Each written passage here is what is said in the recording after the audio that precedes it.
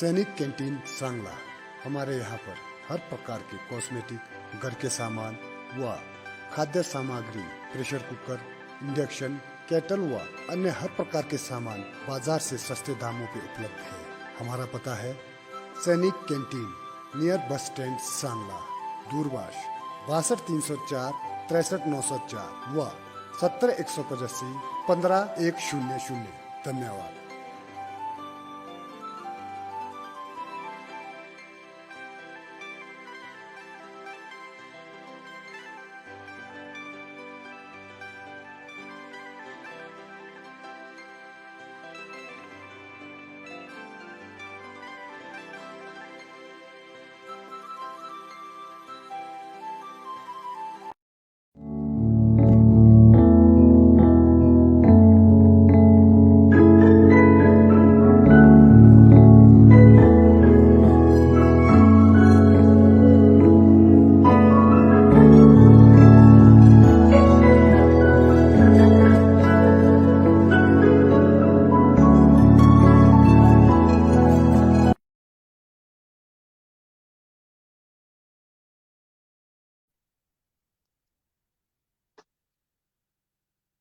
नमस्कार दोस्तों, शुभ संध्या। मैं राम भगत नेगी किन्नौर अब तक पेज से साप्ताहिक बुलेटिन में आज हमारे साथ उपस्थित है हमारे आज के अतिथि समाज सेवी घुमारवी से आदरणीय मनीष कास्त्रो जी, और हरियाली और खुशहाली एपिसोड में मनीष जी आपका स्वागत है। आपने समय निकाला किन्नौर पेज। धन्यवाद सर। पहले तो किन्नौर अब तक के सभी दर्शकों को नमस्कार जी।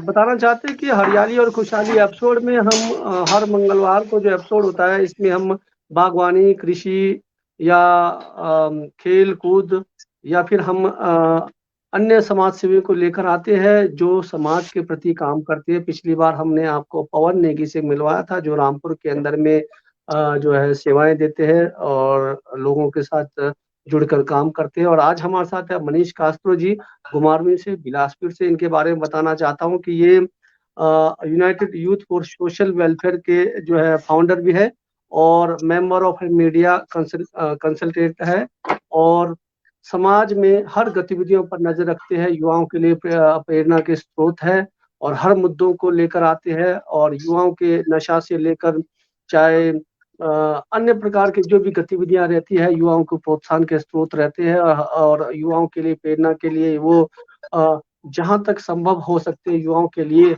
हमेशा तत्पर रहते हैं। तो चलिए इनसे मिलेंगे, इनसे जानेंगे कि हमारे पास जो समस्याएं जीवन में कभी खत्म नहीं होती है, चाहे वो सामाजिक समस्याएं हो या घर की समस्या हो या देश की समस्या हो या फिर प्रशासनिक समस्याएं तो चली रहती है, लेकिन समस्याओं का निपटारा तभी होगा जब आपसी मेल मिलाप से, हम एक दूसरे के सहयोग से और सबके सहयोग से जो है हम काम करें। तो ऐसे ही बहुत सारी समस्याएं हो सकती है हमारे किन्नौर के अंदर में, हिमाचल के अंदर में, आपके गांव में, हमारे गांव में, आपके आसपास। उन समस्याओं को निपटने के लिए उनसे कैसा निपटारा किया जा सकता है, कैसे हम प्रशासन तक उन बातों को ले आ सकते हैं, कैसे हम शासन तक उन बातों को ले आ सकते हैं। तो यही समाज सेवी का एक कर्तव्य रहता है। ऐसे ही हमारे जो शख्सियत है जो समाज के मुद्दों को शासन तक, प्रशासन तक ले आने का प्रयास करते रहते हैं, मनीष कास्त्रो जी। तो मिलते हैं और उनसे जानेंगे। ज्यादा से ज्यादा आप लोग इसको शेयर करें। हमारे पास आज 2-3 टॉपिक है जो हम इनसे शेयर करेंगे। सबसे पहले कि हिमाचल सरकार ने एक निर्णय लिया है कि सरकारी स्कूलों को बंद करेंगे और सरकारी स्कूलों को जो नोटिफिकेशन जारी किया है जहां पर जहां पर स्कूलों में जो टीचर नहीं थे, जहां पर स्कूलों में जो है जहां पर स्कूलों में बच्चे नहीं थे, टीचर तो होंगे, बच्चे नहीं थे, जहां बच्चे पलायन हो चुके थे, तो वहां पर सरकार ने निर्णय लिया है कि वहां पर स्कूल बंद होंगे। तो ऐसे ही स्कूलों पर चर्चा करेंगे और साथ में ये भी जानेंगे कि अगर बंद किया जा रहा है उस एरिया में, तो क्या जो वर्तमान में जो चल रहे स्कूल है उसकी जो क्वालिटी में सुधार किया जा सकता है, ऐसे कोई सरकार की योजनाएं हो सकती है। और साथ में युवा में जो बढ़ता जो चिट्टा है दिन प्रतिदिन, जो आप देख रहे हैं कि रामपुर के अंदर में, सोलन के अंदर में, किन्नौर के अंदर में आए दिन जो है चिट्टा का जो है खेप मिल रहा है, तो इसके प्रति कौन जिम्मेदार है? जबकि हमारे जो बॉर्डर है सील होते हैं, उस बॉर्डर के द्वारा कैसे पार किए जाते हैं? क्या इसमें कहीं षड्यंत्र है किसी राजनीतिक गिरोह का, या फिर किसी ऐसे जगह से जो है वो प्रवेश करते हैं जहाँ पर जो है बैरियर नहीं होते हैं, जहाँ पर पुलिस वाले नहीं होते हैं, तो कहीं न कहीं तो कमियाँ हो सकती है। तो इस पर भी हम चर्चा करेंगे, और उसके बाद जो ऑनलाइन गेमिंग पर जो हमारा पूरा हिमाचल भारत जो है जो शिकार है, और इस गेम में जो स्कैमिंग भी होती है, खासकर उन गेमों को जो कौशल गेम में नहीं आते हैं और जिनको इलीगल तरीके से खिलाया जाता है, तो कैसे वो जो इसमें सम्मिलित हो रहे हैं, इस पर हम चर्चा करेंगे, और अन्य सामाजिक गतिविधियों को लेकर इस पे चर्चा करेंगे। सबसे पहले हम मनीष जी की जीवनी के बारे में जानेंगे, इनकी शिक्षा को लेकर, इनके पारिवारिक जो पढ़े हुए अपने परिवार के बीच में, और आगे आकर समाज सेवी बनकर जो है अब जो है ग्राउंड में काम करे, तो इस पर हम चर्चा करेंगे। तो आप लोग बने रहे, ज्यादा से ज्यादा शेयर करें। मनीष जी, पुनः आपका स्वागत है।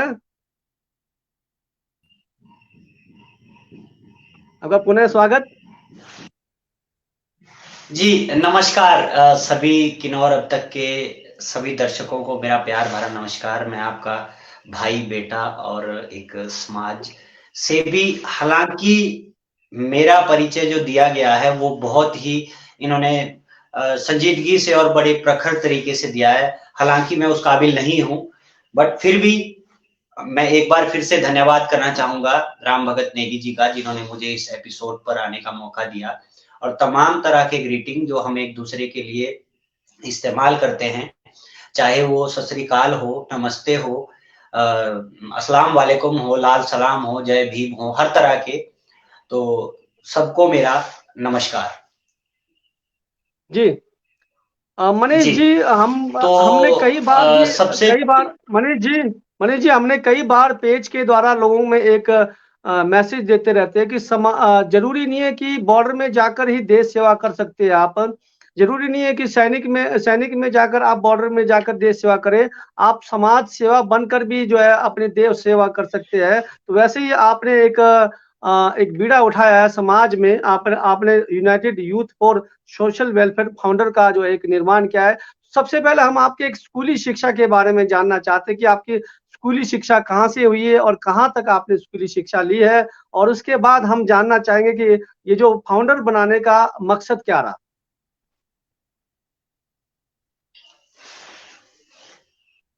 जी, तो अगर स्कूली शिक्षा की बात आती है तो सबसे पहले मैं बताना चाहूंगा सरस्वती विद्या मंदिर हिमाचल शिक्षा समिति द्वारा संचालित, ये विद्या भारती द्वारा संचालित ये स्कूल होते हैं, और सरस्वती विद्या मंदिर में मैं दूसरी क्लास से लेकर पढ़ा हूँ, और छठी मतलब 10th तक मैंने वो जो पढ़ाई है अपनी वो सरस्वती विद्या मंदिर घुमारवी से की है।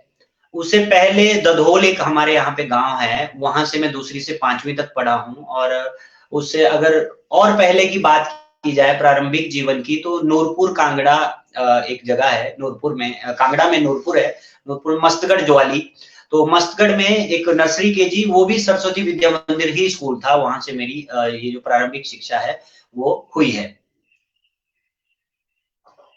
उसके बाद सर आपने स्कूली शिक्षा की बात करी, तो स्कूली शिक्षा मेरी +2 तक, फिर उसके बाद +1 और +2 जो है वो गवर्नमेंट सीनियर सेकेंडरी स्कूल घुमारवी से हुई है। जी, तो ये स्कूली शिक्षा का मेरा अपना परिचय है। उसके अलावा जी अगर आगे की पढ़ाई की बात की जाए, तो उसके बाद मैंने 2009 से 13 बीटेक किया है इलेक्ट्रॉनिक्स एंड कम्युनिकेशन में, और वो बाबा ईश्वर सिंह कॉलेज मोगा से किया है, पीटीयू से, पंजाब टेक्निकल यूनिवर्सिटी के अंदर ये आता था। और ये मेरी बीटेक जो प्रारंभिक जो एक टेक्निकल पढ़ाई है वो ये है। जी मनीष जी, आप बीटेक किया है इलेक्ट्रॉनिक्स में, आप चाहे तो नौकरी कर सकते हैं, अभी उम्र भी है, करेंगे भी, लेकिन आपने समय से पहले जो है समाज का बीड़ा उठाया और United youth for social welfare का आपने एक निर्माण किया है। इसके पीछे आपका क्या रीजन रहा? जी, देखिए हमारे समाज के अंदर जो लोग हैं, खासकर युवाओं की मैं बात करूँगा, सबसे युवा देश हमारा माना जाता है पूरे ऑल ओवर वर्ल्ड में, पूरी दुनिया में हमारे जो देश है उसको सबसे युवा देशों में उनकी उसकी गिनती होती है और हालाँकि हमारा देश सबसे युवा है। तो क्या हुआ कि मैं और मेरे मित्र हम साथ में ही सहपाठी समझ लीजिए, सनी शर्मा हैं। सनी शर्मा, सिद्धार्थ शर्मा और मैं स्वयं मनीष कास्त्रो, हम तीनों ने मिलकर हमेशा मिलते रहते थे और एक बात चलती थी। हम सोचते थे कि समाज के लिए कुछ क्या किया जाए ऐसा कि जिससे कि एक युवाओं को के लिए हम कुछ कर पाएँ।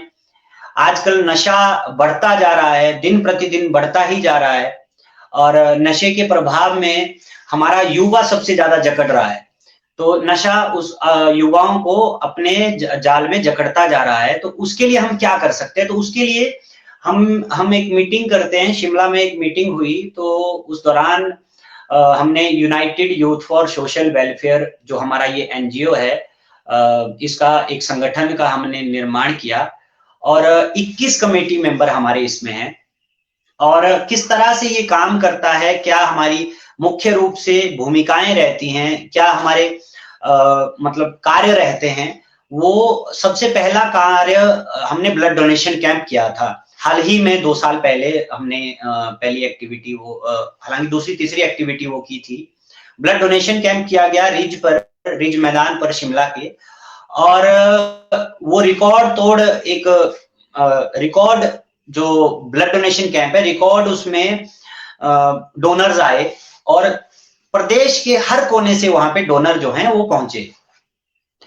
तो एक ब्लड डोनेशन को समाज के साथ जोड़ना और युवाओं को ब्लड डोनेशन की तरफ जोड़ना, ये हमारा मोटिव था कि जो बच्चा, मान लीजिए कोई बच्चा जो है वो भटक जाता है नशों की तरफ, जैसे कि उन्होंने बताया कि नशा बढ़ता जा रहा है, बॉर्डर सिक्योर नहीं है, तो चलिए वो टॉपिक बाद का टॉपिक है, बट पहले मैं अपने संगठन के बारे में ही बताना चाहता हूं। तो उसमें हमने ब्लड डोनेशन कैंप कराया, उसके बाद छराबड़ा से लेके शिमला तक हमने एक छोटे छोटे 4x4 के बोर्ड लगाए, लगभग 100 बोर्ड वहां पे लगाया गया। 100 बोर्ड लगाया गया, उसमें क्या लिखा था कि आगे तीखी उतराई है, कृपया धीरे चलें, क्योंकि वहां पे बर्फ जब पड़ती है, सर्दियों का सीजन होता है, तो सर्दियों में वहां पे जो है बिल्कुल एक परत जम जाती है, शीशे की तरह वो सड़क हो जाती है और उसमें बहुत ही दिक्कत आती है। जो लोग बाहर से पर्यटक आते हैं या फिर लोकल लोग भी कई बार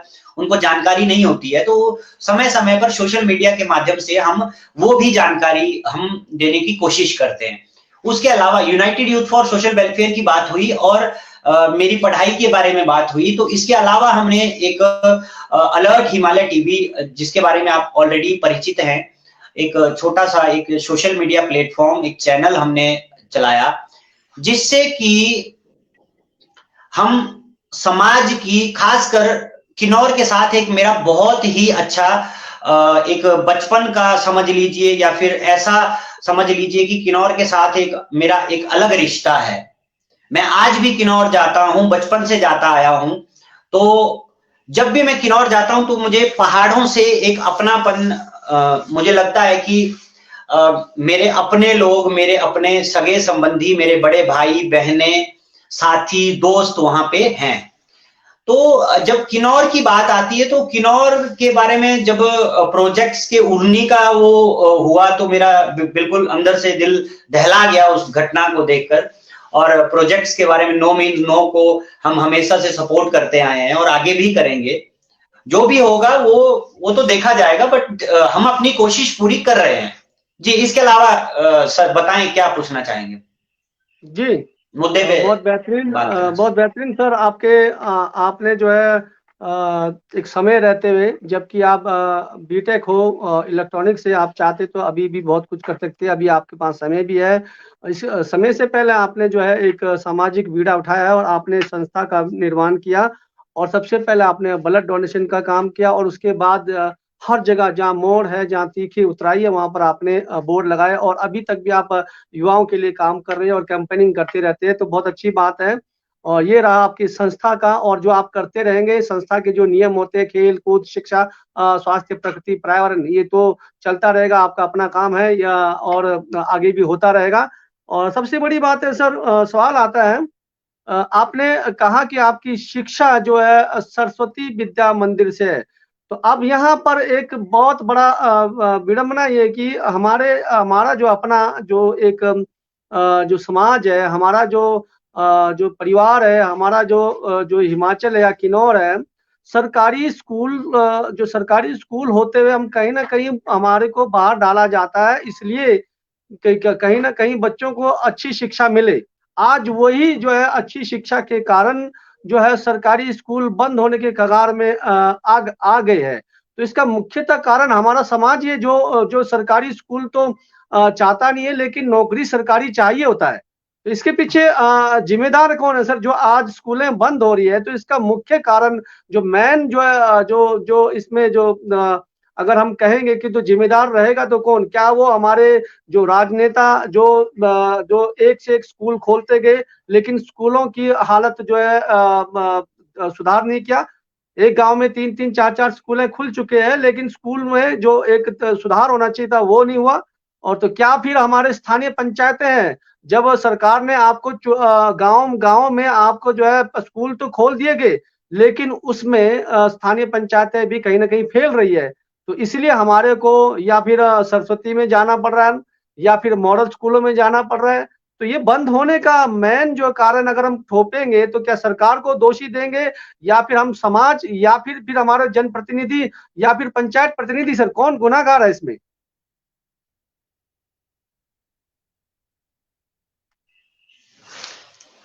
देखिए, इस पर मैं जो टिप्पणी है, आपने बहुत अच्छा प्रश्न किया है कि सरकारी स्कूलों को छोड़कर, जैसे मैं अपनी बात करूं, मैं भी सरकारी स्कूल में +1 और +2 में पढ़ा जाकर। उससे पहले मैं भी सरस्वती विद्या मंदिर में पढ़ता आया हूं। मेरी जो प्रारंभिक शिक्षा है वो सरस्वती विद्या मंदिर प्राइवेट एक स्कूल से, संस्था से हुई है। तो देखिए, इसके लिए दोषी तो सबसे पहले हमें खुद को ठहराना पड़ेगा। समाज जब हम समाज में हैं तो समाज हमसे है। हम, ऐसा नहीं है कि समाज हमें कोई फोर्स करता है। एक तो पहली बात कि इसके लिए हम खुद को जिम्मेवार ठहराएं। वो इसलिए जिम्मेवार ठहराएं कि कोई भी उद्योगपति है, कोई भी नॉर्मल एक चाहे वो मजदूर है, हर कोई चाहता है कि हमारा बच्चा प्राइवेट स्कूल में पढ़े। क्यों पढ़े? सरकारी स्कूल हैं, सरकारी नौकरी हर कोई सरकारी चाहता है, सरकारी टीचर बनना चाहता है, बट अपने बच्चे को, हालांकि सरकारी स्कूल के जितने भी टीचर हैं, मैं आपको गारंटी से ये बात बोल सकता हूं कि लगभग 98% जो टीचर्स हैं उनके बच्चे private, convent, modern as well as Saraswati Vidya Mandir में पढ़ते होंगे। आज भी पढ़ते हैं, आज से पहले भी पढ़ते आए हैं। तो जब मैं खुद को जिम्मेवार या फिर समाज को जिम्मेवार क्यों ठहराना चाहता हूं, मैं किसी पे कोई आरोप नहीं लगा रहा हूं, बट इसके लिए जिम्मेवार हम खुद हैं। क्यों जिम्मेवार है? क्योंकि हर कोई चाहता है प्राइवेट स्कूल में पढ़े, हर कोई चाहता है वहां पे उनका इंफ्रास्ट्रक्चर बहुत अच्छा है, वहां पे फैसिलिटी बहुत अच्छी है। जब हमारे सरकार ने स्टार्टिंग से लेके, आजादी के बाद से लेके या पहले से लेके जो स्कूल खोले गए हैं, सरकारी जो स्कूल हैं, तो उनकी व्यवस्था को, उनकी पढ़ाई को, उनके जो टीचिंग स्टैंडर्ड है, स्टडी का जो स्टैंडर्ड है, उसको हम ऊपर उठाने की कोशिश ही नहीं कर रहे हैं। हम खुद ही कोशिश नहीं कर रहे हैं। जब हम खुद ही अपने बच्चों को प्राइवेट स्कूल में पढ़ाना चाहते हैं, हालांकि मैं भी सरकारी स्कूल में बड़े बाद में आके +1 +2 में 11वीं और 12वीं में पढ़ा, तो जब हम सरकारी स्कूल में पढ़ाएंगे नहीं तो फिर हमें क्यों फिक्र होगा? हमें क्यों फिक्र होगा कि जो सरकारी स्कूल हैं वो उनकी जो व्यवस्था है वो सुधरे? जब हम अपने बच्चों को प्राइवेट में पढ़ा रहे हैं तो हमारे भले स्कूल बंद हो जाए, चाहे स्कूल नया खुल जाए, 10 स्कूल हो, 20 स्कूल हो, उस पर किसी को कोई फर्क नहीं पड़ता है। फर्क इसलिए नहीं पड़ता है क्योंकि हम सरकारी स्कूल में पढ़ाना तो चाहते ही नहीं है। और इसके लिए पंचायत प्रतिनिधि, राजनेता, हर समाज का हर वो तबका जो कि समाज में जो वोटर है या फिर वोटर भी नहीं है, वो मान लीजिए अभी माइनर है, वो खुद जिम्मेवार है, बच्चा भी खुद जिम्मेवार है। अगर बच्चा खुद पहल करे, अपने पेरेंट्स से बोले कि मुझे सरकारी स्कूल में पढ़ना है, तो उसके पेरेंट्स उसको फोर्स नहीं कर सकते कि वो जो है प्राइवेट स्कूल में पढ़े। और इससे क्या फर्क पड़ेगा नेगी जी, मैं आपको साफ शब्दों में बात बता रहा हूं कि इससे यह फर्क पड़ेगा जब समाज का हर तबका, चाहे वो लोअर तबका है, चाहे मजदूर है, चाहे इंडस्ट्रियलिस्ट है, चाहे राजनेता है, अगर उनके बच्चे सरकारी स्कूलों में पढ़ेंगे तो मजबूरन मजबूरन विभाग को शिक्षा का स्तर भी ठीक करना पड़ेगा। टीचर्स अपनी ड्यूटी अच्छे से करेंगे और स्कूलों का जो हमारी शिक्षा है उसका जो स्तर है वो ऊंचा होगा। ये मेरा कहना है इस मामले में। जी मनीष जी, आपने कहा कि कहीं ना कहीं जो पंचायत प्रतिनिधि समाज, हम खुद स्वयं जिम्मेदार है। और लेकिन आपको बताना चाहता हूं कि बीते कई सालों से हम देख रहे हैं कि जो शिक्षा का जो स्तर में बहुत बदलाव आ चुका है सरकारी स्कूलों में। अब सरकारी स्कूलों के अंदर में इंफ्रास्ट्रक्चर बन गए हैं, खेल के मैदान बन चुके हैं और बहुत अच्छे प्रयोगशालाएं भी है। कहीं ना कहीं अब इनरोलमेंट जो है घट रहा है। घटने का कारण ये है कि स्टार्टिंग की जो नींव थी, वो पहले से ही खिसक गई और खिसकने से जो अब सरकारी स्कूल का स्तर जो है बिल्कुल ही गिर गया। और ऐसे में सर, ऐसे में जो सरकारी स्कूल का अगर स्तर, जो सरकार ने एक निर्णय निकाला है कि जितने भी जहाँ-जहाँ स्कूलों में बच्चे 1 या 2 है उसको बंद कर दिया जाएगा और जहाँ पर जो है आवश्यक ही नहीं है स्कूलों को, उसको भी बंद कर दिया जाएगा। तो आप क्या क्या सरकारी स्कूल का स्तर जो है अब जो बेहतर होगा? क्योंकि जब स्कूल कम होंगे, मान लेते मेरे गाँव में 4 स्कूल थे प्राइमरी के, अब वो चारों को हटाकर 1 कर दिया जाता है, तो क्या वो उन 1 स्कूल में जो बेहतर शिक्षा मिलेगा, बेहतर जो है क्वालिटी मिलेगी, जिससे जो है वहाँ के आस-पास का जो शिक्षा का जो स्तर जो है ऊँचा उठ जाए, क्या ऐसा हो जाएगा? देखिए, आपने एक बात कही कि स्कूलों का जो जहाँ पे जिस गांव में जितनी जरूरत है उससे ज्यादा अनावश्यक रूप से स्कूल खोले गए हैं, संस्थान खोले गए हैं, तो उनको बंद करना एक अच्छा निर्णय है। मेरा भी यही मानना है, इसका मैं विरोध नहीं करता हूं। तब तक विरोध नहीं करूंगा जब तक कि स्कूलों की जो शिक्षा का स्तर है वो प्रॉपर तरीके से ठीक ना हो जाए, टीचर्स अपनी ड्यूटी अच्छे से ना करें। क्योंकि इससे पहले भी ये होता आया है कि पूरे स्कूल में 2 बच्चे हैं और उनके लिए 3 या 4 टीचर अपॉइंट किए गए हैं।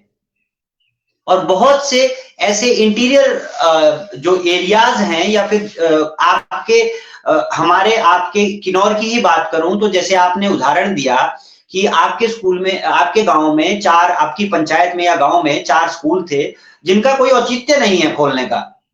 हालांकि पूर्व में जो सरकारें रही, पहले जो हुआ उसके बारे में मैं बात नहीं करूंगा, अभी की बात करूंगा। जो ये निर्णय लिया गया है ये बहुत अच्छा निर्णय है और इससे क्या होगा कि क्वांटिटी के बजाय क्वालिटी पे ध्यान दिया जाएगा। जहां पे बच्चा पूरे स्कूल में मान लीजिए 3 ही बच्चे हैं, तो वो क्या कंपटीशन वहां पे होगा, क्या वो सीखेंगे, है ना? क्योंकि बच्चे में निखार तभी आता है जब आप कंपटीशन में होते हैं। जहां पे पूरे स्कूल में 3 ही बच्चे हैं, वहां पे क्या कंपटीशन होगा? उसको तो लगेगा कि अंधों में काना राजा मैं ही हूं। इस स्कूल में 3 ही लोग हैं, उसमें से मैं टॉप कर रहा हूं, मैं तो पूरे दुनिया को जीत रहा हूं, है ना? तो मेरा मानना है कि स्कूलों की जो शिक्षा का स्तर है वो, इसमें कोई दो राय नहीं है कि क्वांटिटी के बजाय क्वालिटी पे फोकस करने के बाद वो बिल्कुल निश्चित तौर पे उसको बढ़ना चाहिए जी। और वो बढ़ेगा भी, मनीष जी, क्योंकि मनीष जी टीचर्स को अपनी जी, मनीष जी, वर्तमान में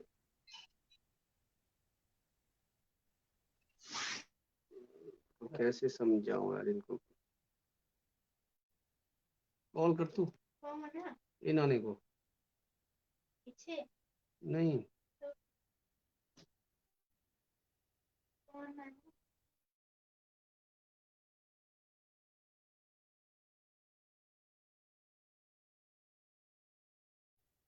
अच्छा, कॉल आ रही थी, 1 मिनट रुकना सर।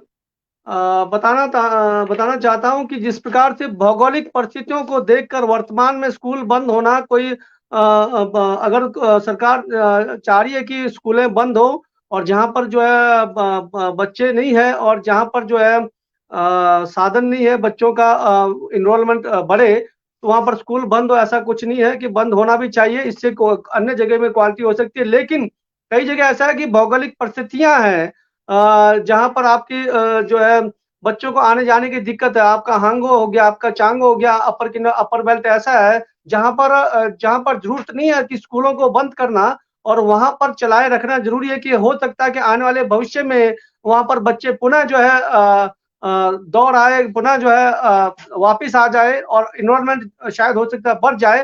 तो भौगोलिक परिस्थितियाँ देखना भी ज़रूरी है कहीं न कहीं।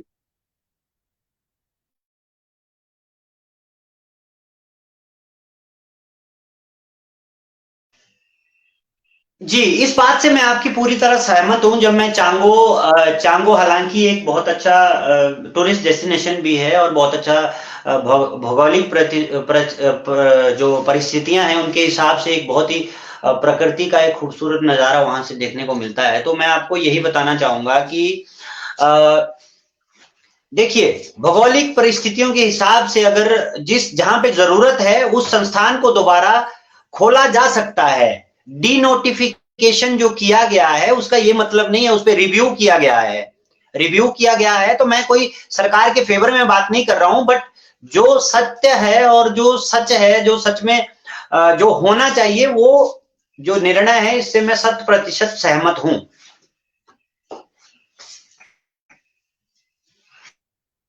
जी, अगर शिक्षा की बात करें तो ये चैप्टर कभी खत्म होने वाला नहीं, लेकिन फिर भी हमारे को सतर्क रहना चाहिए और स्थानीय जो हमारी पंचायत प्रतिनिधि हैं सबको उनको आगे आना चाहिए और उनको अगर हमारे स्कूलों में कोई जो है कोई अध्यापक नहीं है, तो कहीं हमारे पंचायत के बजट के द्वारा जो है हम उसमें सुधार ला सकते हैं और हमारे गाँव में ऐसा किया भी गया है।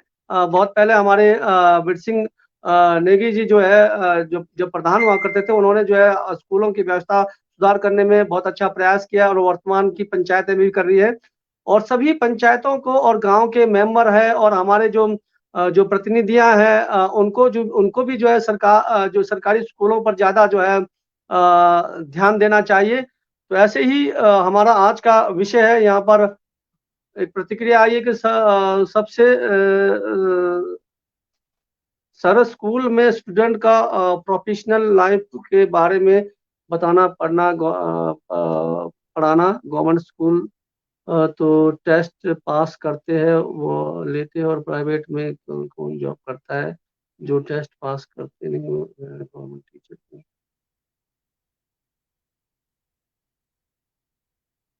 तो यहाँ पर इन्होंने भी कहा कि जो गवर्नमेंट स्कूल जो है टेस्ट पास करते हैं, यहाँ एक प्रतिक्रिया आई है, आपका बहुत-बहुत आभार। लेकिन सरकारी स्कूलों का अस्तित्व जो है अब बिल्कुल खतरे में, वो समय दूर नहीं। मनीष जी, आप मानेंगे कि वो समय दूर नहीं है कि आने वाले टाइम में सरकारी स्कूलों के नामो-निशान शायद मिट जाए। तो इसलिए समय रहते सबको सतर्क रहना चाहिए और हमारे स्कूलों के उत्थान के लिए हर पीढ़ी को, युवा को, महिला मंडल, युवक मंडल, चाहे वो देव समाज हो या फिर हमारे पंचायत प्रतिनिधि हो, सबको आगे आना चाहिए। आप देखते होंगे बड़े-बड़े मंदिरों में बड़े-बड़े दान तो किए जाते हैं और स्कूलों में दान के लिए कोई आगे नहीं आता है। मनीष जी, अपनी राय दें।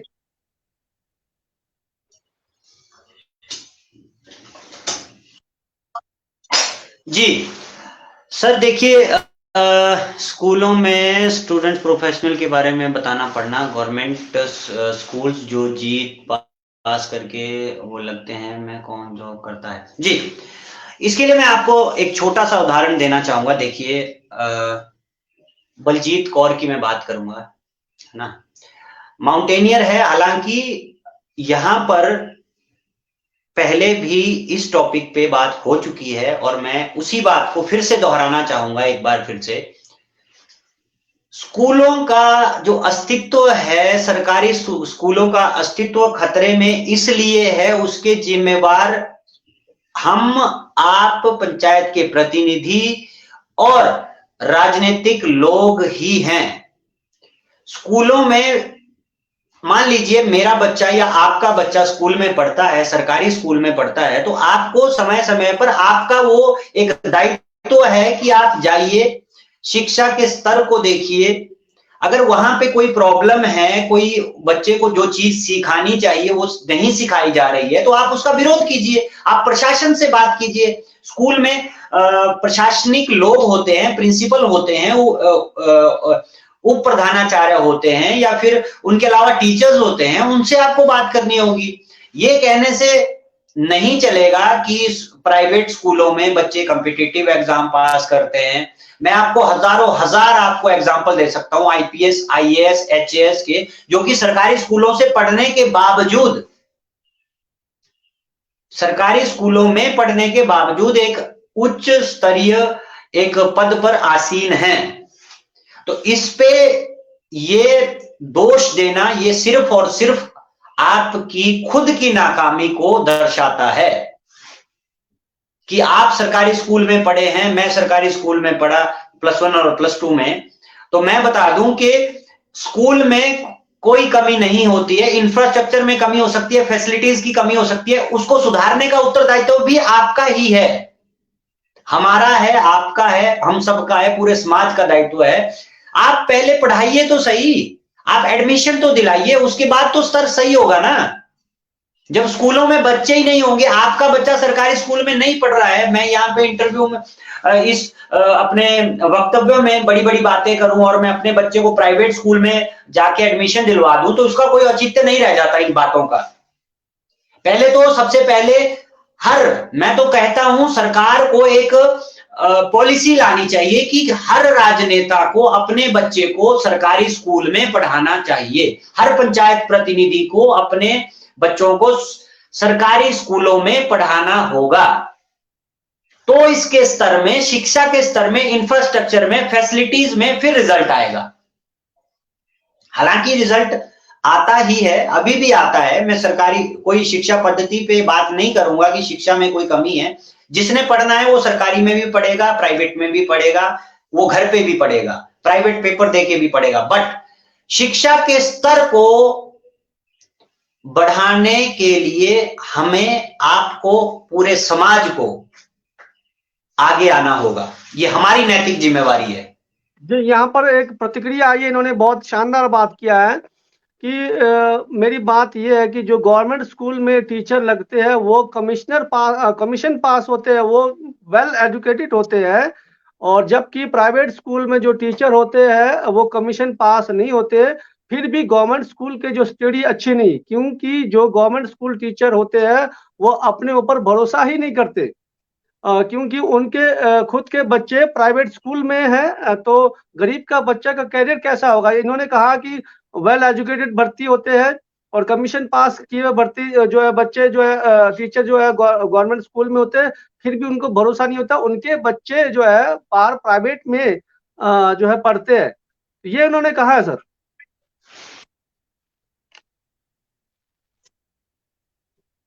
जी, तो मैं अपनी बात में एक और चीज ऐड करना चाहूंगा। देखिए, मैं पहले भी अपने वक्तव्य में साफ शब्दों में कह चुका हूं कि गवर्नमेंट को इसके लिए एक पॉलिसी लाने की जरूरत है, जिसमें कि हर राजनेता और हर पंचायत प्रतिनिधि का बच्चा और जो गवर्नमेंट एम्प्लॉयज हैं उनके बच्चे सरकारी स्कूलों में ही पढ़ें। अगर ये पॉलिसी आती है तो एक गरीब का बच्चा, एक मजदूर का बच्चा भी जब शिक्षा का स्तर ऊंचा होगा, अच्छा होगा, तो ऑटोमेटिकली जो समाज का जो एक लोअर तबका है वो भी अपने बच्चों को सरकारी स्कूल में पढ़ाएंगे, क्योंकि उनको पता है वहां पे हर एक फैसिलिटी मिलेगी, हर एक चीज का। हालांकि मैं ये नहीं कह रहा हूं कि फैसिलिटी नहीं मिलती है, मेरा कहने का मतलब यही है कि शिक्षा का स्तर तभी सुधरेगा जब सरकारी, अगर मेरे खुद पे बात आएगी तभी। हमारे समाज की सबसे बड़ी कमी है कि जब तक खुद के घर में आग नहीं लगती किसी को कोई फर्क नहीं पड़ता। जी, चाहे वो मैं हूं, चाहे आप हैं, चाहे कोई और है। मैं किसी व्यक्ति विशेष की बात नहीं कर रहा हूं। जी,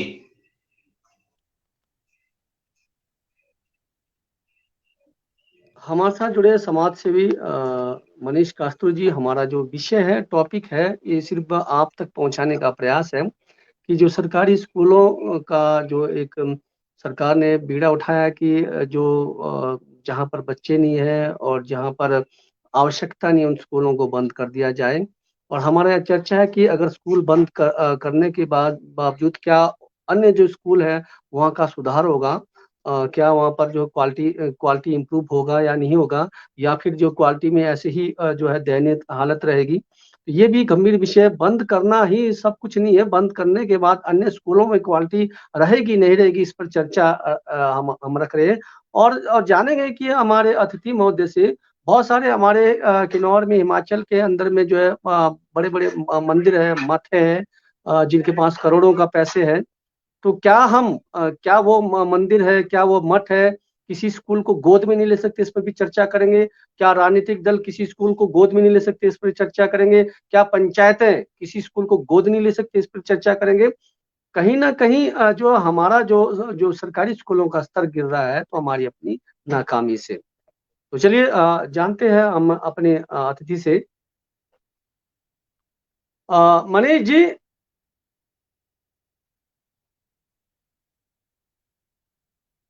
मनीष जी, आपका जी पुनः सर। स्वागत है। देश में बहुत सारे ऐसे मंदिर जी है, धन्यवाद। आपका भीमा काली मंदिर है, ज्वाला जी मंदिर है, और गांव-गांव में 3-3 4-4 अपने मंदिर भी होते हैं, ऐसा कुछ नहीं है। लोग जो है बहुत श्रद्धा से दान करते हैं, करोड़ों का पैसा होता है। तो क्यों ना जो है मंदिरों का पैसे भी जो है स्कूलों में जो है क्या कोई मंदिर जो है स्कूलों को जो है गोद नहीं ले सकता है? क्या कोई पंचायत स्कूलों को गोद नहीं ले सकता है? क्या फिर कोई राजनेता किसी जो है स्कूल को गोद नहीं ले सकता है, जिससे जो है वहाँ पर जो है ग्रोथ हो जाए, वहाँ का जो शिक्षा का सुधार हो जाए। और शिक्षा एक ऐसा चीज़ है जहाँ जो है जो है हमारा बच्चा आगे बढ़ता है, जैसे पीएम बनेगा, कल को वो नेता बनेगा, अभिनेता बनेगा, बगैर शिक्षा के तो कोई आगे आ नहीं सकता। तो आखिर क्यों गोद लेने से पीछे रहती है सभी लोग शिक्षा को लेकर? देखिए, बहुत ही एक गहन आपने विषय आज रखा है और गहन बात की है आपने, बहुत ही गहराई है इस बात में। बट मेरा मानना है सर कि ये मेरी व्यक्तिगत राय है। देखिए, मंदिर और पंचायत और राजनेता गोद लेने की जहां तक बात है, तो इसमें सीधी-सीधी सी बात है कि आप शिक्षा का बजट बढ़ाइए।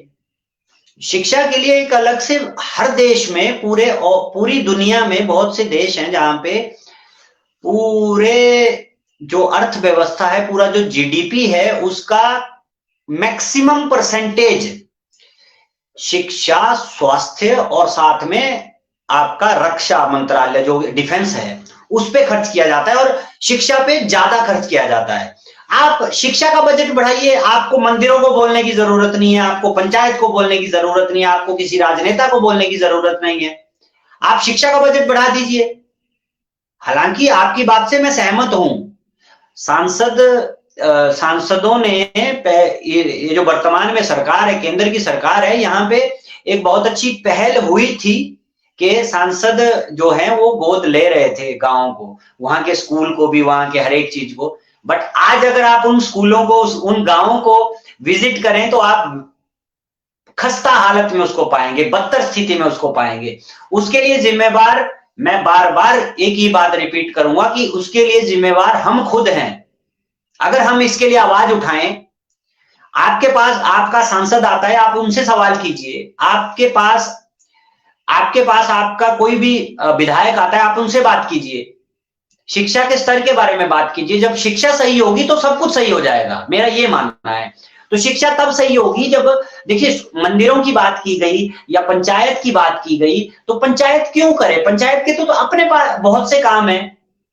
पंचायत जो प्रणाली है, पंचायत के जो प्रतिनिधि हैं, जो पंचायत है, उनके पास शिक्षा का एक जो शिक्षा विभाग है उनका काम है, वो करें। आपको सीधा सीधा अपनी ड्यूटी जो अच्छे से करेगा, जैसा कि मैं एक प्रतिक्रिया देख पा रहा हूं, जब तक अनटिल और अनलेस हम सवाल नहीं करेंगे तब तक कुछ नहीं होगा। आपको सवाल करना होगा अपने शिक्षा मंत्री से, आपको सवाल करना होगा अपने प्रधान से, आपको सवाल करना होगा अपने सांसद से।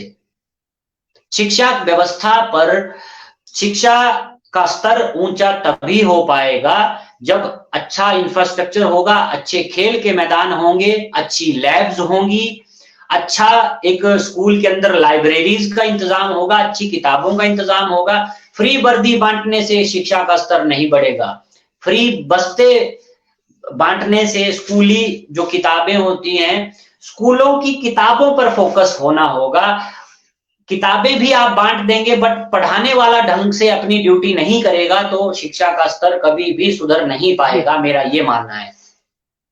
जी, यहाँ पर प्रतिक्रिया आई है हमारे अश्विनी जी का, कहते हैं कि सब ठीक होगा जब गवर्नमेंट एक बिल पास करे कि नेता से लेकर हर हर जो गवर्नमेंट का एम्प्लॉय जो है अपने बच्चे को गवर्नमेंट स्कूल में लगाए, तो शायद सब ठीक हो जाएगा। और अगर ऐसा बिल पास होता है तो इन्होंने ये कहा है। तो चलिए, बहुत बहुत आभार, आप जुड़े हैं हमारे पेज के साथ।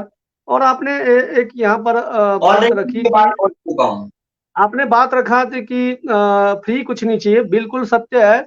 हमारे को जो है मिड डे मील का भोजन नहीं चाहिए, हमारे को फ्री में वर्दी नहीं चाहिए, हमारे को कोई ऐसा नहीं चाहिए। हमारे को चाहिए शिक्षा में बेहतर क्वालिटी हो, पूरे टीचर हो, पूरे स्टाफ हो, तभी जो है हमारे बच्चे जो है पलायन नहीं होंगे और हमारे स्कूलों में रहेंगे। तो चलिए, बहुत अच्छा रहा। आपके ओर से शिक्षा की ओर अंतिम सुझाव क्या देना चाहेंगे?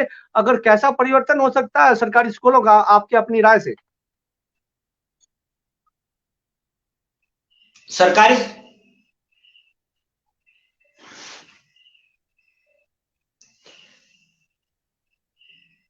जी।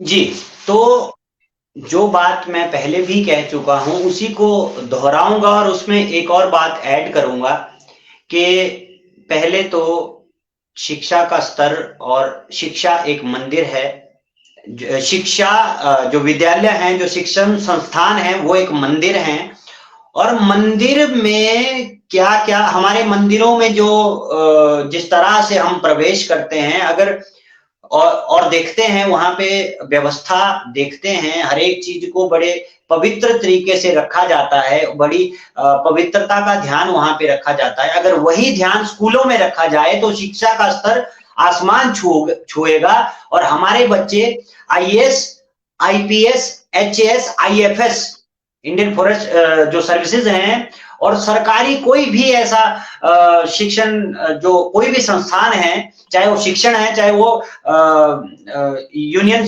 यूपीएससी की परीक्षाएं हैं, वो पास करेंगे क्योंकि उनका बेसिक नॉलेज उनको प्रॉपर मिलेगा। वो इसी तभी मिल पाएगा। ये सुधार इसी तरह से हो सकता है कि जो मैंने पहले भी बात करी, पहले तो एक नंबर फर्स्ट ये बात है, फर्स्ट सजेशन ये है कि इसके लिए बिल पास किया जाए कि हर गवर्नमेंट एम्प्लॉय का बच्चा जो है सरकारी स्कूल में पढ़े, पंचायत प्रतिनिधि का बच्चा स्कूल में पढ़े, सरकारी स्कूल में पढ़े। उसके बाद सवाल पूछने का काम हमारा है। जब तक हम सवाल नहीं करेंगे तब तक शिक्षा का स्तर बेहतर नहीं हो पाएगा। जी, यही कहना जी, चाहूंगा। बिल्कुल।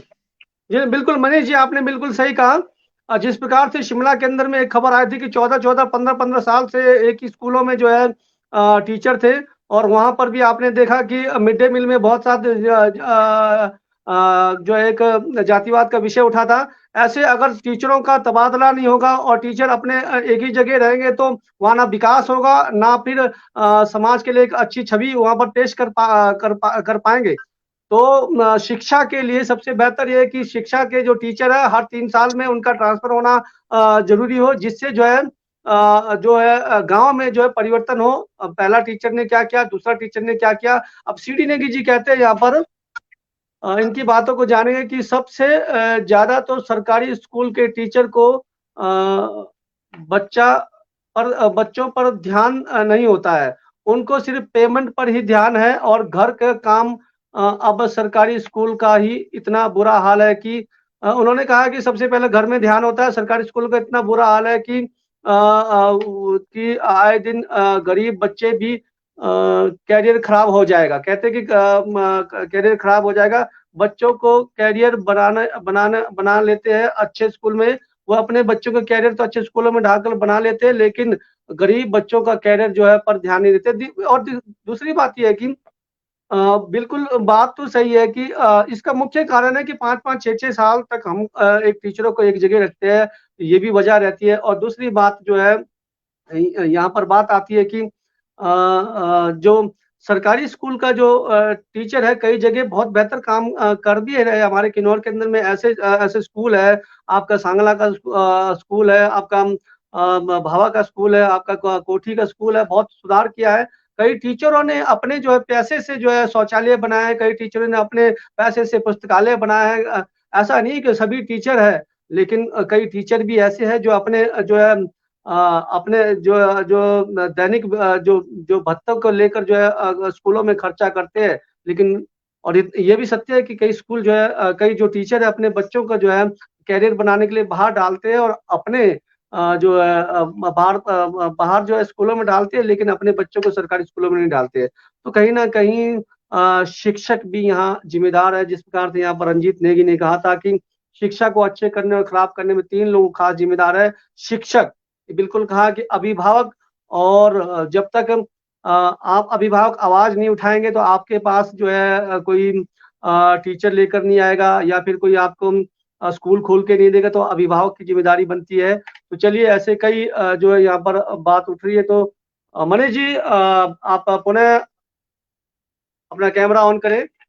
तो ये शिक्षा का जो टॉपिक है खत्म नहीं होगा, आगे हम जाते हैं और शिक्षा का टॉपिक आगे भी चलता रहेगा, क्योंकि सरकारें अभी नए-नए जो है जो प्रयोग कर रही है। अभी सरकार ने जो है उन स्कूलों को बंद करना है जहाँ पर जो है कोई सुविधाएँ बच्चे नहीं हो, जहाँ पर बच्चों की जो है कमियाँ हैं, तो वहाँ बंद होंगे। लेकिन उसके बाद क्या शिक्षा का स्तर बेहतर होगा, ये आगे हम देखेंगे 2-3 महीने में या साल के अंदर में पुनः टॉपिक चलता रहेगा।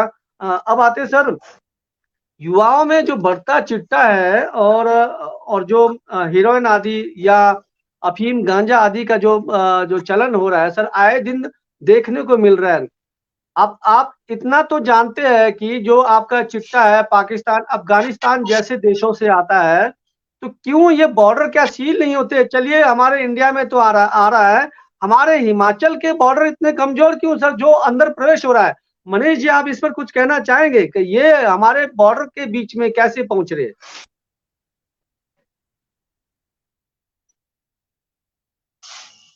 जी, पहले तो नशे को लेकर मैं एक ही बात बोलना चाहूँगा। सबसे पहले तो हमें जो बॉर्डर्स की बात तो बाद में करेंगे, पहले नशे पर कैसे कंट्रोल किया जा सकता है, और जो नशा, जो एक बच्चा है वो नशे की जकड़ में क्यों जाता है, उसके जाल में क्यों फँसता है, उस पे बात होनी ज़रूरी है ना? तो जो अभिभावक हैं, क्योंकि बच्चा होता है, एक कच्चा घड़ा होता है। जो टीन एज होती है, उस टीन एज में बोला जाता है कि टीन एज में जो आदतें आपको पड़ जाती हैं 19 तक टीन एज में जो आदत पड़ जाती है, वो आपके व्यक्तित्व में उसकी झलक ताउम्र रहती है। जी, तो इसमें क्या है कि देखिए, नशा बच्चा क्यों करता है? सबसे पहले मैं इसी टॉपिक पे आना चाहूंगा कि बच्चे को नशे की लत क्यों पड़ती है। जब अभिभावक उस पे पहला तो ये बात करना चाहूंगा कि डिप्रेशन में बच्चा जाता है। डिप्रेशन में क्यों जाता है? डिप्रेशन, एंजाइटी और साथ में मेंटल हेल्थ। आप जब बच्चे को अच्छे तरीके से गाइड करेंगे स्टार्टिंग से लेकर, उसके साथ एक दोस्त बनकर, उसका साथी बनकर उससे बात करेंगे, तो बच्चा कभी भी नशे की लत में नहीं पड़ेगा, उसको नशे की लत नहीं लगेगी। अगर उसकी कोई भी समस्या होती है, उसको प्रॉपर कंसल्टेशन कीजिए, उसको कंसल्ट कीजिए, उसको चर्चा कीजिए, हर डेली बच्चे के साथ समय बिताइए। आपको उसकी एक्टिविटीज से पता चल जाएगा कि बच्चा गलत दिशा में तो नहीं जा रहा है। आपको नजर रखनी है, बट उसको एहसास नहीं होना चाहिए कि मेरे पे नजर रखी जा रही है। नजर एक तो होता है कि आप अपने बच्चे को बार-बार एक ही चीज के लिए बार-बार आप उसको बोलते हैं, बार बार नहीं बोलना होता है। जब बार बार आप नहीं बोलते हैं, आप एक ही बार बोलते हैं, तो उसको पता है कि बच्चा आपसे कोई भी बात खुलकर कर पाएगा। तो पहली बात तो उसको कोई डर नहीं होगा, उसको ना डिप्रेशन होगा, ना एंजाइटी होगी, ना कोई और साइनस जैसी बीमारी, माइग्रेन हो जाता है। वो सब कुछ इन्हीं चीजों से होता है जब नशे में के जाल की तरफ बच्चा जाता है। तो सबसे पहले तो अपना थोड़ा-सा आपको व्यवहार बच्चे के साथ चेंज करना पड़ेगा। बच्चे के साथ व्यवहार इसी तरह से करना पड़ेगा कि वो आपसे कोई भी बात शेयर करने से ना डरे। उससे तो सीधा-सीधा नशे से उसका रिलेशन खत्म हो जाएगा और मतलब वो नशे की तरफ नहीं जाएगा। उसको खेलों की तरफ आप उसका ध्यान दीजिए। ऑनलाइन चलिए ऑनलाइन गेम्स की बात मैं बाद में करूँगा, वो एक अलग टॉपिक है। बट ये तो हुई नशे की बात, नशे से कैसे बचना। अब बॉर्डर्स पे आते हैं, जो टॉपिक है, मेन टॉपिक है। तो मेन टॉपिक देखिए, पहले तो सीधी सी बात है, हेरोइन, चिट्टा ये सब हमारे हिमाचल में तो पैदा होता नहीं है, सिंथेटिक ड्रग है। तो ये सब पंजाब पंजाब या पाकिस्तान, उड़ता पंजाब हमने देखा होगा, एक फिल्म भी आई थी एक। तो उड़ता पंजाब धीरे-धीरे उड़ता हिमाचल बनता जा रहा है। हम आए दिन देखते हैं कि मौतें हो जाती हैं।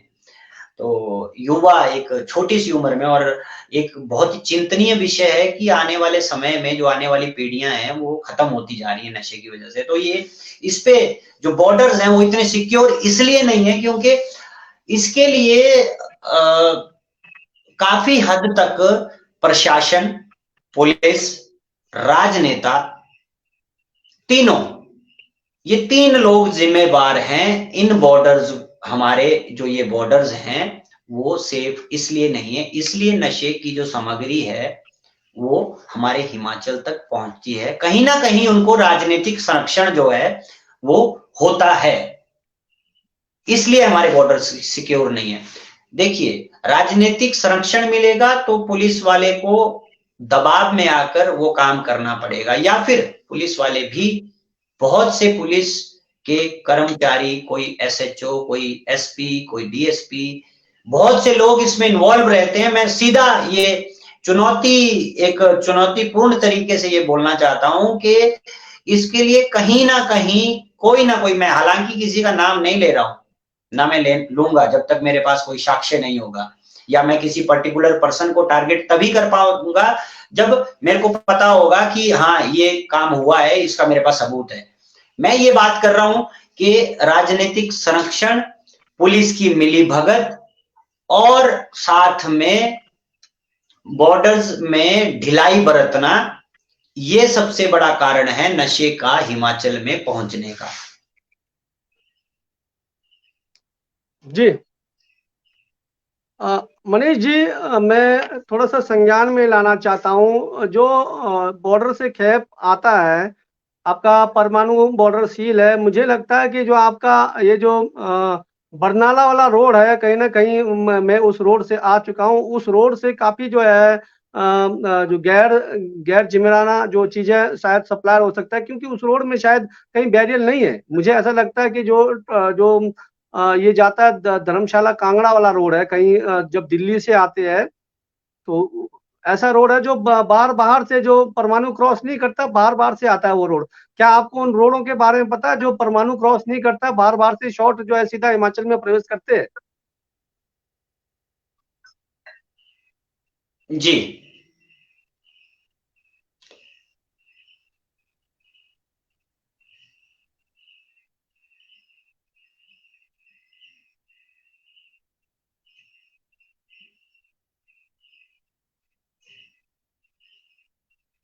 आपका आवाज कट रहा है सर, मुझे लगता है सिग्नल में कुछ प्रॉब्लम है। जी, मैंने कहा कि जब भी कहीं पंजाब से आ रहा है या दिल्ली से आ रहा है, तो परमाणु क्रॉस नहीं करके कोई ऐसा कोई मार्ग है जहां पर बैरियर नहीं है। मुझे लगता है कि मैं जानता हूं कि जो आपका धर्मशाला कांगड़ा रोड है, कहीं दिल्ली से जब आते हैं, और बरनाला कोई ऐसा रोड है जो सीमेंट वाला फैक्ट्री वाला रोड है, उस रोड से कहीं सर, खैप आता हो, क्योंकि मुझे लगता है कि कहीं ना कहीं ये ट्रकों के माध्यम से या सब्जियों के माध्यम से कहीं ना कहीं प्रवेश हो रहा है ये।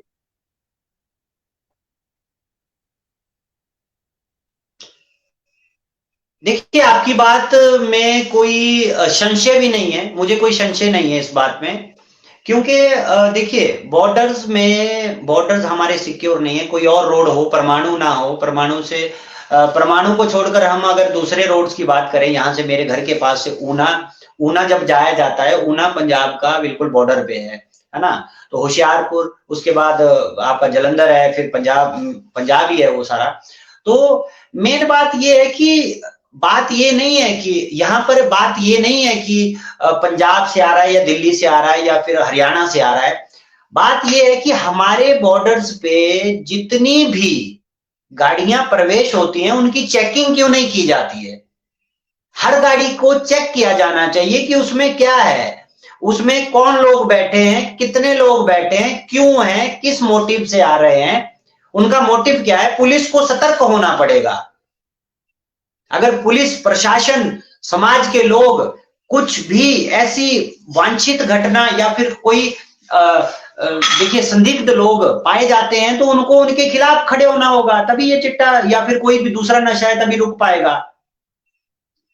आप हर इंसान की, चाहे वो डीसी हो, चाहे वो एसडीएम हो, चाहे वो कोई अभिनेता हो, चाहे नेता हो, हर गाड़ी की चेकिंग होनी चाहिए कि किस गाड़ी में कहां से आ रहे हैं और कहां को जा रहे हैं, क्यों जा रहे हैं,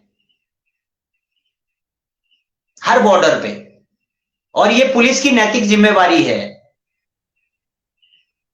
जी, जब गाड़ियों जब की चेकिंग चेकिंग की होगी, बात, मनीष जी, जब गाड़ियों की चेकिंग की बात आती है कि पिछले कुछ दिनों के बाद शिमला में जो है एमएलए किसी विधायक का जो गाड़ियों का चेकिंग पुलिस विभाग के द्वारा किया जाता था, तो काफी रोष व्यक्त किया था कि हमारी गाड़ियों को पुलिस विभाग जो है चेक करिए। तो ये बात भी तो सामने आ रही है ना। ये बात बिल्कुल आपकी जायज है। देखिए, पुलिस को अपना काम करने से कोई नहीं रोक सकता है, चाहे वो नेता है, चाहे राजनेता है, चाहे वो अभिनेता है। अगर पुलिस रोष व्यक्त करे, क्यों रोष व्यक्त करे? जब चेकिंग होगी तो होगी, चाहे वो विधायक है, चाहे वो सीएम है, चाहे वो डिप्टी सीएम है, चाहे वो प्रधानमंत्री क्यों ना हो, हर गाड़ी की औपचारिक रूप से चेकिंग होनी चाहिए कि कौन उनके साथ है।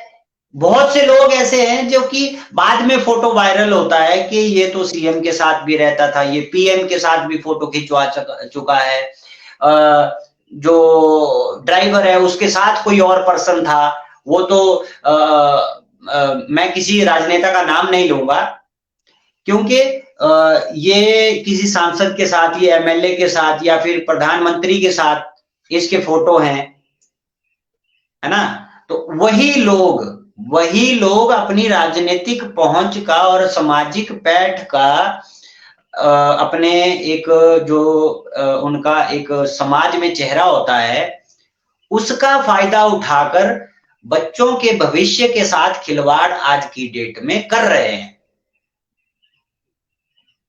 जी, वो कोई भी हो सकता है, मैं किसी पर्टिकुलर व्यक्तिगत रूप से किसी को नहीं बोल रहा हूं।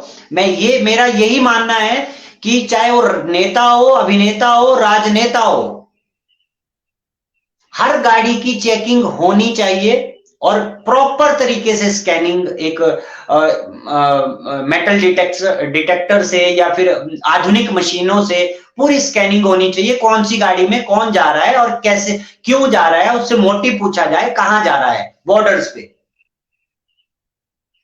अगर कोई भी संदिग्ध, ऐसा कोई सस्पिशियस अगर व्यक्ति या फिर कोई घटना होने को होती है, तो सामाजिक लोगों का भी एक उत्तरदायित्व है, ये एक नैतिक कर्तव्य है कि आप उनका विरोध कीजिए, उनको रोकिए, उनको टोकिए, उनको पुलिस को सूचना दीजिए, वहां पे तब तक ना जाइए जब तक उसका प्रॉपर कार्यवाही नहीं हो जाती है।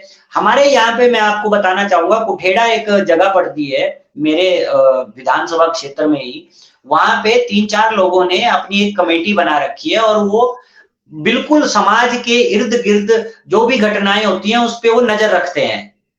वो नजर रखते हैं किसी भी सस्पिशियस घटना पे, किसी भी सस्पेक्टेड जो संदिग्ध जो लोग हैं उन पर, कुछ भी ऐसा सस्पिशियस होता है तो वो डायरेक्ट उनको अप्रोच करते हैं, पकड़ते हैं, उनका वीडियो बनाते हैं, पुलिस को सूचना देते हैं, उनको पकड़वाते हैं।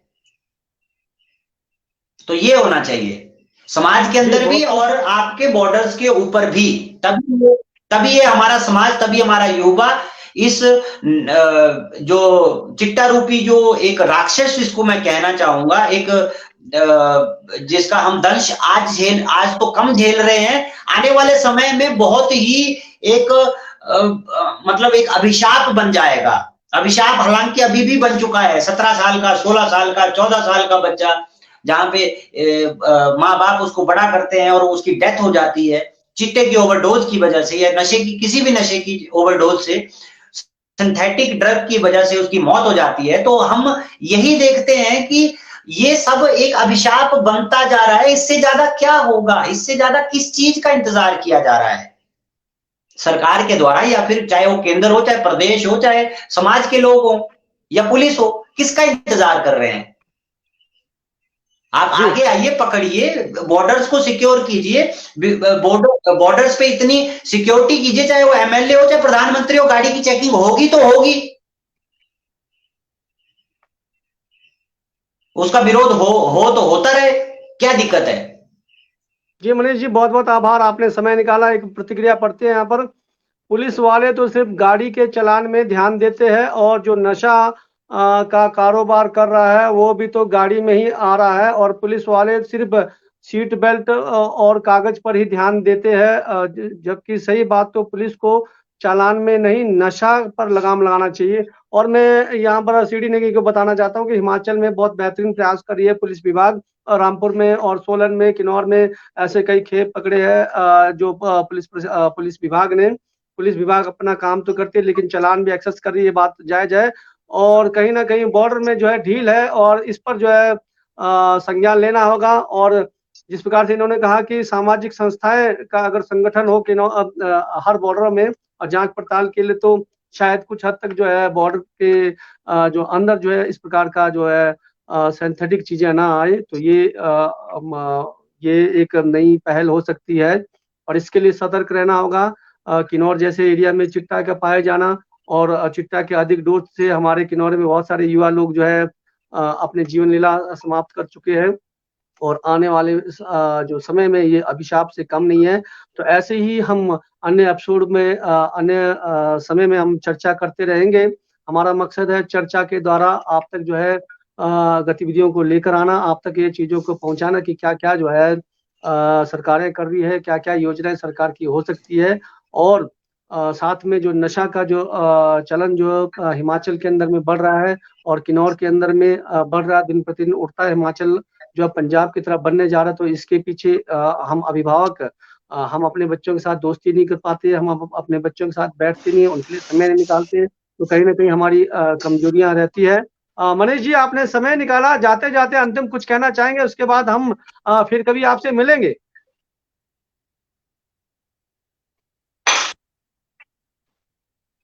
जी मनीष जी, जाते जाते पहले तो आप लोगों का बहुत बहुत धन्यवाद जी। तो ठीक है, आपने हमारे लिए समय निकाला, किन्नौर के लिए, हिमाचल के लिए और युवाओं के लिए।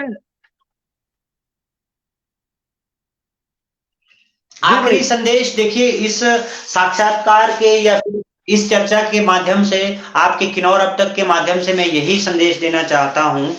देखिए, नशा एक अभिशाप है, और जितना हो सके उससे बचिए, जितना ना हो सके, मतलब मेरा बोलने का मतलब है कि उसको बिल्कुल दरकिनार कीजिए, अपनी लाइफ से बिल्कुल उसको जीवन के उससे हटा दीजिए नशे को। नशा करना है तो ऐसा कीजिए ना जी, कोई सांस्कृतिक या फिर कोई स्पोर्ट्सशिप का कीजिए। आपको नशा होना चाहिए बॉक्सिंग का, आपको नशा होना चाहिए हॉकी का, आपको नशा होना चाहिए ब्लड डोनेशन करने का।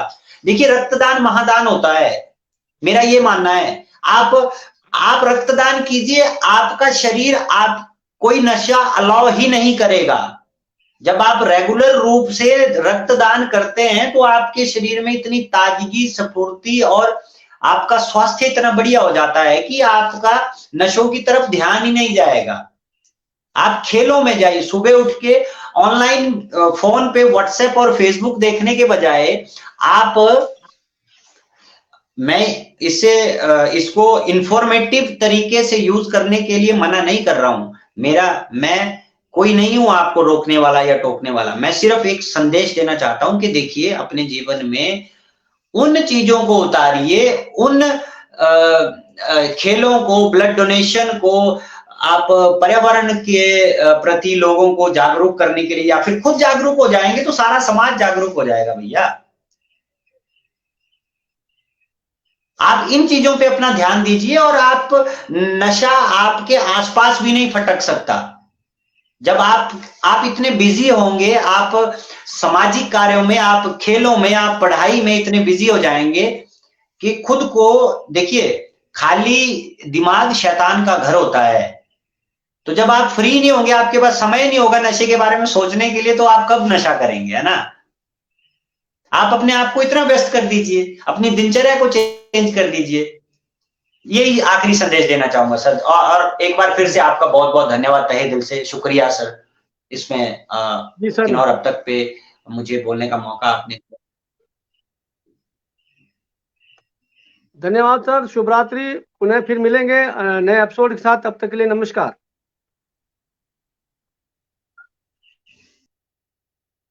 हमारे साथ जुड़े थे मनीष कास्त्रो जी, और जिन्होंने कहा कि अपने अंदर में खेल का नशा को पाले, अपने अंदर में शिक्षा के नशा को पाले, अपने अंदर में सामाजिक जो है नशा को पाले, इन्होंने कहा। और बहुत सारी प्रतिक्रिया आज हमारी शिक्षा को लेकर थी, और जो चिट्ठा है उसको लेकर था। शिक्षा पर जब तक हम अपनी जिम्मेदारी नहीं समझेंगे, जब तक हम अपना कर्तव्य नहीं समझेंगे, अभिभावक और शिक्षक और राजनीतिक सभी का इसमें एक कसूरवार है, जो हमारा सरकारी स्कूलों का गिरता हुआ स्तर। और जिस प्रकार से हम अपने बच्चों को दोस्त नहीं बना पाते हैं, अपने बच्चे की गतिविधियों को नहीं जानते, तो नशा की ओर जो हमारा जो चिट्ठा अफीम जैसे की ओर हमारा युवा जा रहा है, तो कहीं न कहीं हम अपनी अपनी जो है अपनी कमजोरियाँ हैं। तो ऐसे ही कई एपिसोडों के साथ हम आपके साथ रूबरू होते हैं। तो मिलते हैं वीरवार के एपिसोड में एक नया अध्याय को लेकर। तब तक के लिए नमस्कार, शुभ रात्रि।